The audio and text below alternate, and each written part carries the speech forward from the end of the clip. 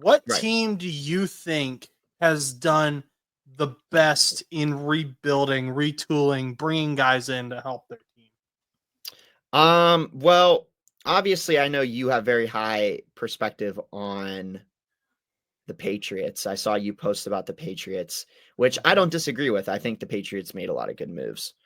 I think we should probably highlight them. And I also really like that Washington is just continuing to get better as well. And I think that shows because they're making a lot of trades and a lot of moves and stuff. They just picked up CJ as well. They made a lot of re-signings. And although they've been kind of low key under the radar in some aspects, like I said, the re-signings are huge, the trades are big, and they have a very similar roster that they did to last year. So I think they should be kind of like on people's radar, but I know you want to talk about the Patriots, and I don't disagree with that because I think for example, Spillane, he's a great defensive player, and him being able to go to the Patriots is going to be big for their defense. So just to start. Yeah, so the Patriots, let's talk about them first, looking at some of the highlight players I want to highlight. So first of all, Mac Hollins, wide receiver, kind of an odd. If you're not following Mac Hollins on Instagram, go ahead and do that. He posts some great content. It's not even all football related. He's just a fun follow. Not going to be a game changer in any way, but he's a great locker room guy. And I think that's what the New England offense really needs right now. They brought in edge Harold Landry on a 3-year, $43.5 million deal. I think that's a pretty good signing. A lot of their moves are going to be defensive.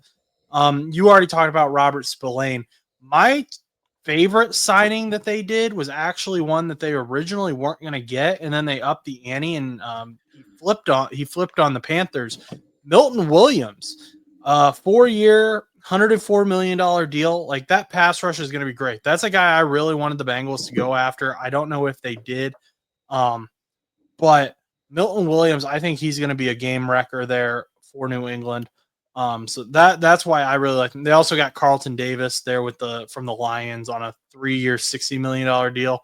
So a lot of defensive moves being made in New England. I would like to see them make some offensive moves as well, though, because they really don't have any weapons for Drake May right now, and I don't think you want to go into the season with Mac Hollins being your top wide receiver, but maybe they're okay. And they could still make moves. They could even probably draft a wide receiver as well.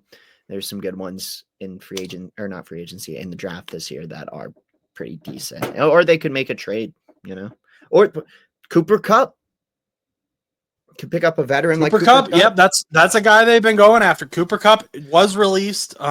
I could see them signing him. I'm kind of surprised they haven't already. I think they were just kind of waiting because I think they were trying to figure out because the Rams mentioned that they were just trying to trade him first. They were going to try to see if they couldn't get a trade out, they were going to release him on Wednesday today. We got a blockbuster deal here for the Bengals. Duke Tobin was cooking. Oh, you don't sound. Sample. Oh, yeah, because I was going to say you did not seem that excited. I was like, there's no way it was a blockbuster. A 1-year deal. He was injured all last year. Okay, cool. Again, I'm not mad about bringing these guys back. I just want some moves to be made. You mentioned the Commanders, so let's look at some of the stuff they've done. They've been very active on the trade block. Bringing in Deebo Samuel, for a 5th-round pick. Big one that Jaden Daniels is going to love is bringing in Laramie Tunzel. They traded for him, which, some Texans fans are split on that. Texans fans are like, okay, our false start penalties are going to be cut in half now because he does have a problem with that, but he's also a big guy. Right. Laramie Tunzel is a good offensive tackle. Having him brought in is going to be huge. And then they re-signed some guys. They brought in Javon Kinlaw, which is okay. Marcus Mariota came back. Nothing really in terms of like new guys, just signing in free agency that wowed me with the Commanders, but the trades I think are going to be the big deal for them. Right. Yeah. And I think that's going to show. I mean, like I said, I don't know. I think Washington is going to be a very, very good team. I mean, they were great last year, but in respects to the other teams that are also in their division, I think that they they could make a run for that division. I think Philly's still going to be a good team, but they lost a lot of big key players on that defense and whatnot. So I think that going into next season, I think Washington kind of knows that, because I think with Washington going on to the NFC Championship last year, and although they got pretty badly dismantled, Philadelphia, like I've mentioned this before, I don't know if I mentioned it on the show, but Philadelphia was probably the most complete Super Bowl team I have seen very long time. Defensively, offensively, you look at like their entire playoff run. They really dominated the wild card. They had a close game with the Rams, demolished the Chargers, and then pretty much obliterated the Chiefs. I mean, that team was just so complete.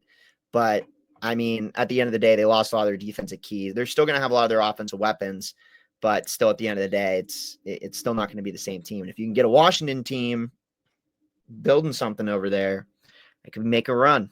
Just saying, especially with young boy Jaden Daniels over there. Found a picture of him. You know, it's funny. I actually I was going through my my old phone storage. So I have this Google Photos thing, and if you're not familiar, it's pretty much just like a iCloud place. So I had a bunch of photos up there from like my high school years. And I went through, and there was a photo of Jaden Daniels in an Arizona State jersey from like September of 2019. It was really cool because I'm like, is that Jaden Daniels? And then me and Connor had a really good laugh about it, because Jaden Daniels was in an alternate universe. Jaden Daniels was an LA Rams legend that won at least one Super Bowl. Because, you know, I was with the Seahawks with Russell Wilson, and we won 4 in a row. And he won 1, and then Jaden Daniels just became so good that he didn't want to re-sign with the Rams. And so he left for the Raiders. and then it caused Connor to leave the Rams to go to the Chiefs and win like 4 or 5 Super Bowls himself. So, and the Rams ended up tanking after that. It was very unfortunate for them. It's just crazy, but yeah. So yeah, Jaden Daniels, lore runs deep. And then Jordan Battle, of course, was my star safety in the backfield. So with Minka. Okay. I'm gonna give you my team now that I thought. I mean the Patriots. They I don't really know how to like comment on any of that, but I'm just gonna move on. I'm just gonna ignore everything you just said. The Patriots were a team I thought did really well. Another team is the Vikings, but I'm working on something with the Vikings, so I don't want to comment too much on the Vikings, but I do really like what the Vikings are doing. Bears fans, listen up though, because you guys might be my favorite team to have done some stuff here. So you guys, Josh wants to become a Bears fan, low key. No, the Bears fans are just mad at me, and I'm trying to regain love. So they went out and we said, what is the Bears fans' biggest issue, or Bears as a team's biggest issue? And it was their offensive line. So they went out and they fixed it. Crazy concept, novel concept, right? They traded for Jonah Jackson, a proven offensive guard, 6th round pick. I think that's a deal. If he can stay healthy, that's going to be a steal. Joe Tooney, offensive guard. He's been an offensive guard for Tom Brady. He's been an offensive guard for Patrick Mahomes, and now he's going to be an offensive guard for Caleb Williams. 2026 4th round draft pick. Again, could be a steal right here. Then, very early on, they were active on, I think it was Monday, when free agency tampering kind of started. Very active. Drew Dahlman, center, agreed to a 3-year, $42 million contract, 28 guaranteed. I think he was the top lineman available in free agency. And they just, said, we want him, and they went and got him. And then Grady Jarrett got released from the Falcons, and they said, okay, yeah, we want him too. And they had him within the hour. So they're just, they saw their issues. They saw the problems they were having. They know that they're in a window. I don't know if Keenan Allen's returning or what the answer there at wide receiver is for them. They have DJ Moore. Keenan Allen's a free agent. Maybe he comes back. Maybe he doesn't. Stephon Diggs is still out there. There's still guys. I think Amari Cooper's still out there. And then you got Roma Dunze. You have players that we can make moves with here still. But I think Chicago Bears fans should be very excited. I already talked about Deo Odeingbo earlier in the show. I think that's a great signing. They should be very excited. I think they're in a really good place to enter into the draft here to set themselves up. Yeah. No, I agree. I mean, there's a lot to be said about the Bears, and I think a lot of the things is that they have a lot of promise on their team, despite what their record showed last year. And although Caleb Williams had his moments of being up and down, I think with the team that he was around in comparison to somebody like Jaden Daniels or even Bo Nix and whatnot, a lot of those guys just needed, like, a lot of those teams just kind of needed a quarterback, and they were able to thrive midway, late way through the season. Jaden Daniels the whole year.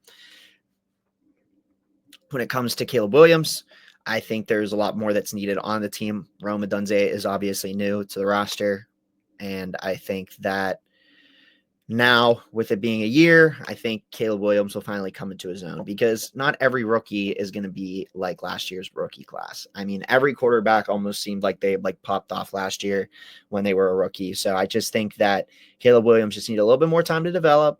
And I think this team will be pretty solid. I do. I think the signings they're making too, I think they're being aggressive when they need to be. And I think they're also being passive when they need to be. At the end of the day, I think the Bears have been solid as well. Like I said, I think I'm still pretty big on. I feel like I might be a little bit more big on the Patriots than I am the Bears, but that's fair. Your That's fair. I think the Patriots have set themselves up very well too. I just think they need to do a few more moves on offense, and like I said, there's still guys available. I think so. I think we're only like technically one full day in. I mean, Monday was legal. The what is it like? What's it called? Tampering period. Yeah, legal tampering period. So they were able to talk about contracts for 2 days, and then they were actually able to make these signings on Wednesday, today, and tomorrow being like the official continuation of free agency fully. So I think you just need to give it some time. I think there'll be some